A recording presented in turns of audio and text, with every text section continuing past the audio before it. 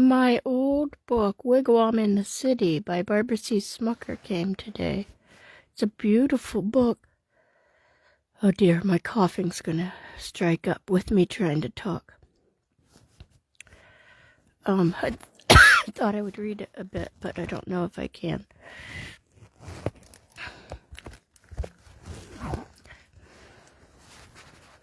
A gray stone building, a clock, a stove, and as far as Susan Bearskin could see from the window, the earth was covered with streets and buildings. Susan Bearskin's family had left their reservation home, Lac du Flambeau in Michigan, and moved to Chicago. Just a few days before, Susan had been to the shores of Rice Lake and had drifted through a rice field in a canoe, guided by her brother Jim. There she had been among friends and relatives. Now she looked out the window into a strange concrete place where she knew no one. There were no trees nor grass. Chicago was not just a strange place, it was an unfriendly place. Mother did not know how to light the stove, and she was too shy to ask. Jim had run away, hiding somewhere. Perhaps he was cold or hungry. And there was school. The children there called her, quote, wild Indian, unquote. Susan's Uncle John had given her a silver ring with a lion's head on it, honoring the totem of her family, the lion totem.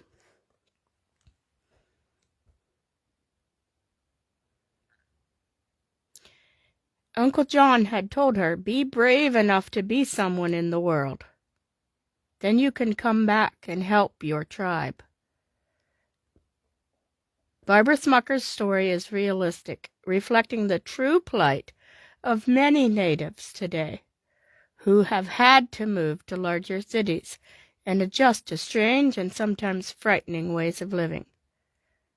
Most importantly, this is the gentle story of Susan Bearskin and her courage in a new world.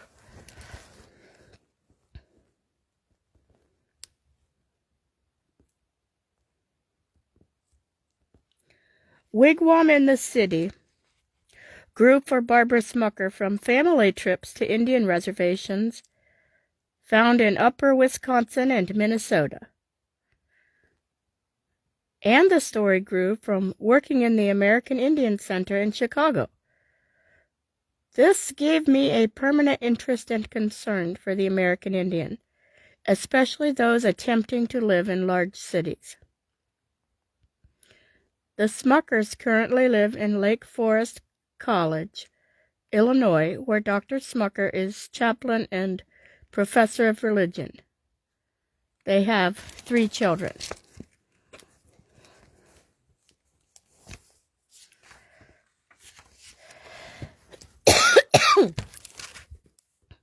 This book is addressed to Bernard, Christmas 1967. Wigwam in the City.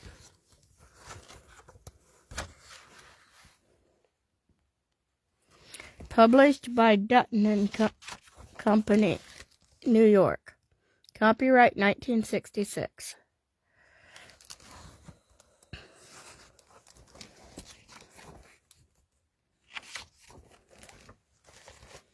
Susan Bearskin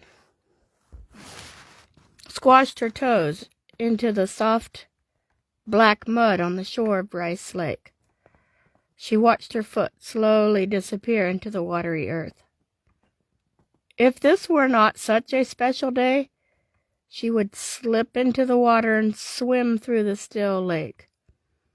The morning mist rose about her in silent spirals, like the smoke from Father's pipe. Susan clasped her hands behind her and looked slowly around the lake. Susan clasped her hands behind her and looked slowly around the lake. Clouds of yellow leaves trembled on the silver birches. The green pines smelled of coming winter. The tall rice grass in the shallow waters swished gently in the breeze. A pink sunrise stretched across the sky. It was just as Grandmother Bearskin had said.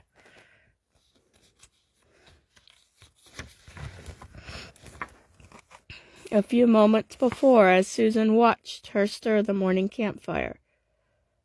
The whole earth is ready for the Chippewa rice harvest today. The whole earth is ready for the Chippewa rice harvest today. The whole earth is ready, Susan repeated now, and it is the best day of the year.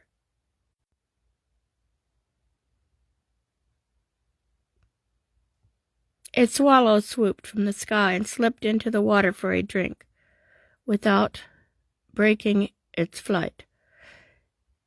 It rippled the water, and Susan looked down to see the reflection of her long black hair moving to and fro. The red of her calico dress and the brown of her arms made zigzag patterns in the water that caught the pink hues of the sunrise behind her.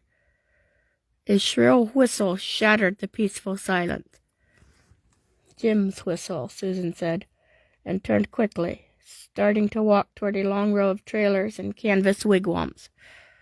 Last night, most of the Native Indians from the Lac du Flambeau Reservation in Wisconsin had set up their camp along the banks of the Rice Lake to be ready for the early morning rice harvesting. Susan's family slept in a dome-shaped canvas wigwam.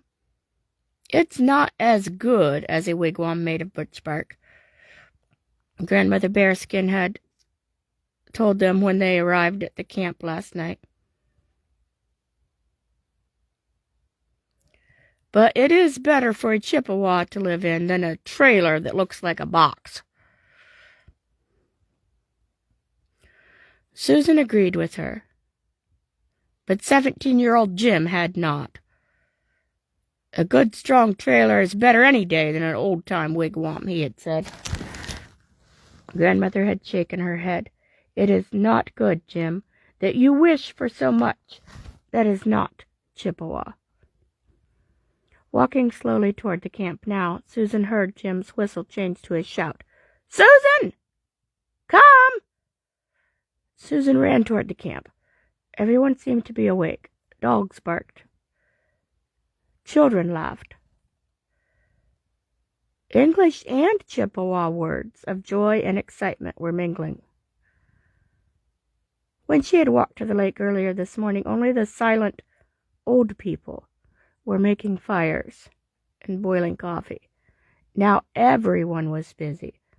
She looked toward her family's wigwam. Jim was motioning for her to hurry. Looking at Jim beside the low wigwam, Susan realized he was a tall, grown-up man, even though he was only 5 years older than she.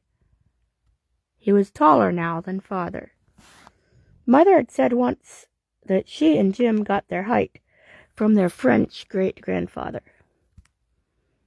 Many years before Wisconsin was a state, great-grandfather had traveled to America seeking furs in the North Woods.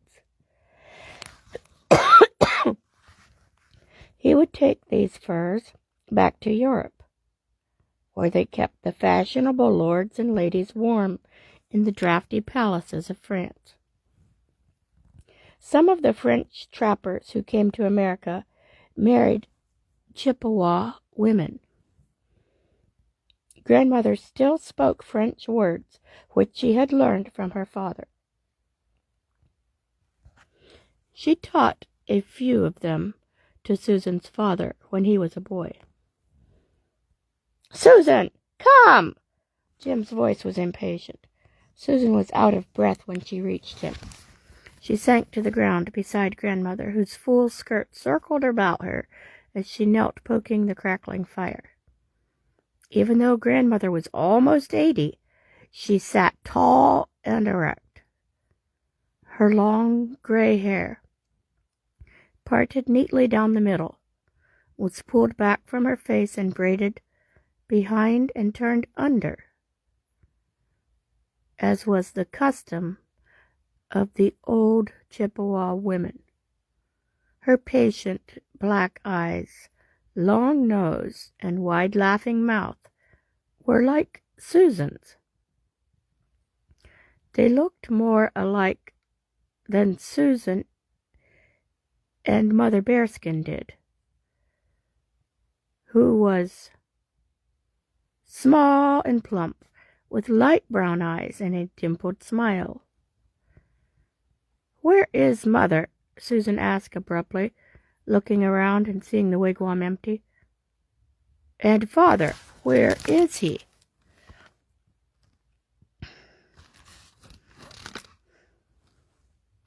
"That's why I called you, runaway dreamer," Jim said, not using the words with affection. Jim's words felt like a whip across her face. Susan was proud of Jim. He was the best hunter on the reservation, but lately he acted as if he didn't belong to their family. He talked about, quote, old Indian ideas, unquote, and, quote, no jobs for Indian boys, unquote, and, quote, only white people have money, unquote. When he said all these things and he was angry, he acted as if all the Chippewa tribe were to blame.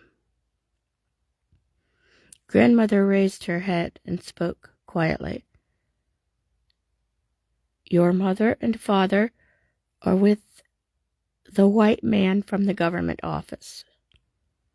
She nodded toward a large black car parked a short distance from camp, near the highway. "The man should not have come today. White men have great impatience." Susan looked at Jim for further explanation. "It's about the meeting of the tribal council last week," Jim said. His sullen look changed to a livelier, more familiar expression. "Remember, Father told us that too many Indians are living on the reservations now. There will not be enough food to feed so many this winter. And that our men can't find jobs anywhere to earn more money." "Yes, I remember." Susan thought of Father's troubled look when he had came from the tribal council meeting. He had spoken of natives moving to Chicago looking for jobs. Susan had looked on the map of her 7th grade geography book. Chicago was at the bottom of the Blue Dipper, marked Lake Michigan. In her 12 years of life, Susan had never been far away from the Lac du Flambeau reservation.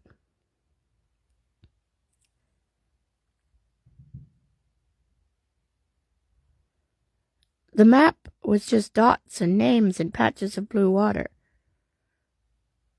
"Father and Mother are going with that man this morning," Jim continued. "You and I must harvest the rice in our canoe."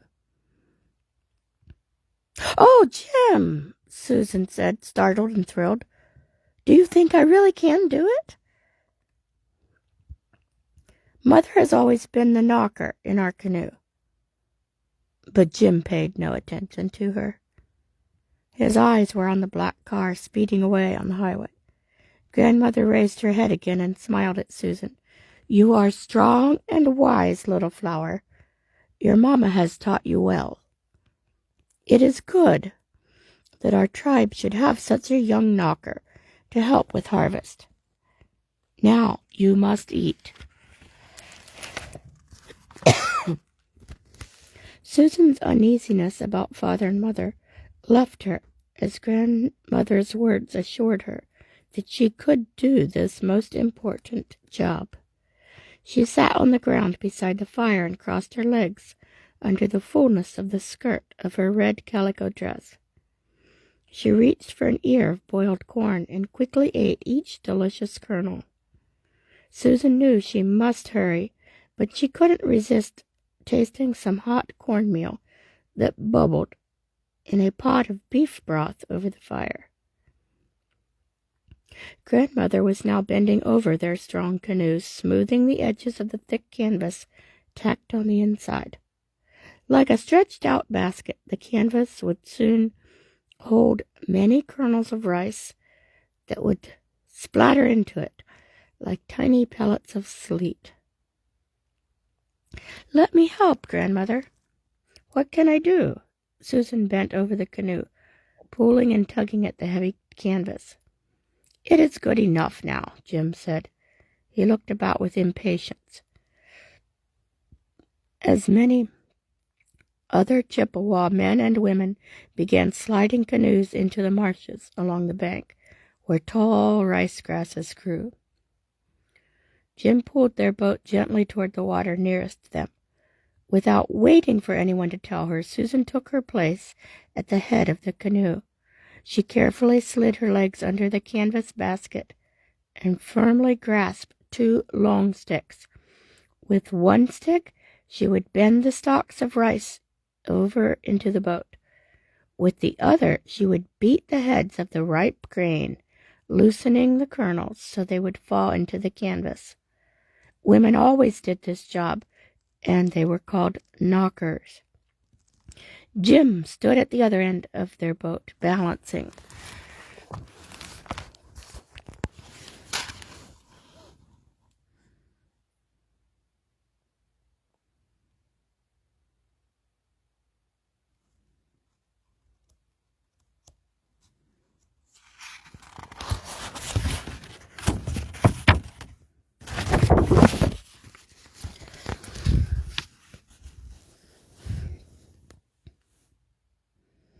With a long pole, leaning on the pole, he slowly pushed their canoe through the water.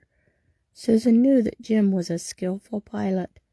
He always missed the other boats and found the ripest grain without bruising the stalks.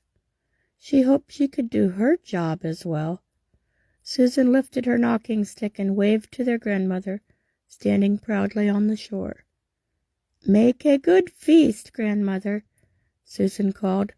She thought with happiness of the Thanksgiving feast for the rice harvest, to be held this afternoon.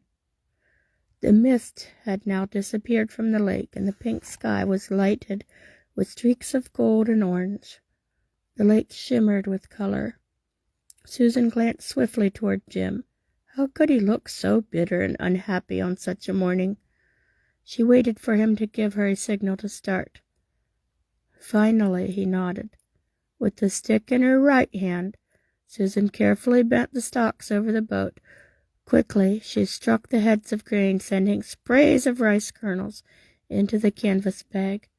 She moved from side to side, knocking the grains from the stalks on the left and then on the right. Jim's pulling followed the rhythm of her sticks. The rhythm became an old Chippewa melody, and Susan sang. In the north woods, close beside the Ginchigum.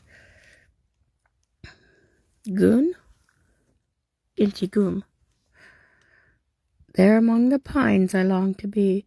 The birds are singing gay, happy all the livelong day.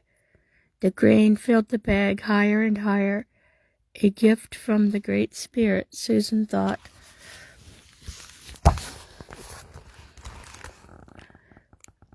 Susan thought of grandmother's words as she watched the rice spilling into the bag with each knock of her stick. Jim finally smiled and joined her in the song. He braced his legs against the sides of the canoe and pressed the pole deep into the rice marshes. From the Opposite shore, the whir of a motorboat could be heard. Someone was not observing the rule to stay away from rice harvesters. Waves from a motorboat could easily tip their canoe. If this happened today, all the precious grain would be dumped into the muddy water. Susan dropped her sticks over the bag of grain and grabbed the sides of the canoe. She looked toward the whirring boat. She could see a boy about the age of Jim. He wore blue swimming trunks and was laughing with a girl in front of him. Her blonde hair and white bathing suit flashed from the boat as though lit by the sun. Jim's face became stiff and expressionless. Susan knew at once what this meant. When a white man caused trouble for a Chippewa, it was the custom to show no emotion, to look aside and pretend not to notice the wrong deed. But Susan knew that Jim was angry. She knew his hands were tightening around the steering pole, not just to keep the canoe steady, but to express some of the anger he felt in his soul. The canoe began to rock in the waves. Quickly, Susan wrapped the canvas over the rice. If the canoe did tip, perhaps she might be able to save some of the grains by holding the sack above her head. The motorboat raced toward them, churning water into long strips of white foam. Susan followed Jim's example and made no sound and showed little emotion. She could see now that the boy in the motorboat knew the canoe was in front of him. He pointed toward them and laughed with the blonde-haired girl. His boat was directly headed at Jim. Just as Susan thought he would crash into them, the boy jerked his steering stick into a turn. Water sprayed into the air. Ripples on the lake mounted higher and higher. Jim gripped his pole, and Susan pulled the ends of the canvas tightly over the grain. The waves slapped against the side of the canoe. As each one hit, Jim shifted his weight from one foot to the other.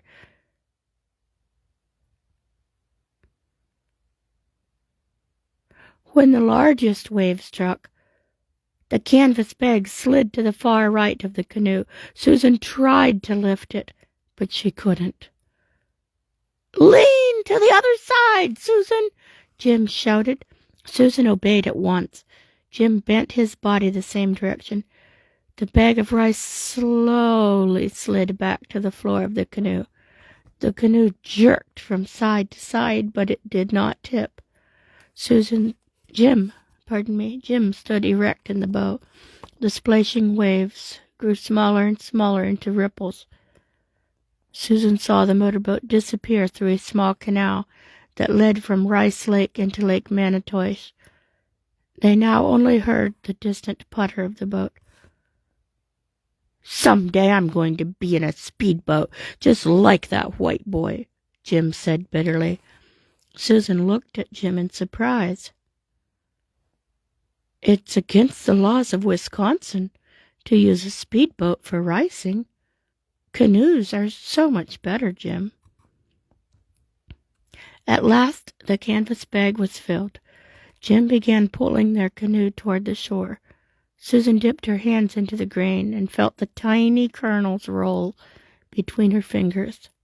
Her back ached and her arms felt as though they would never move up and down again. But she was happy.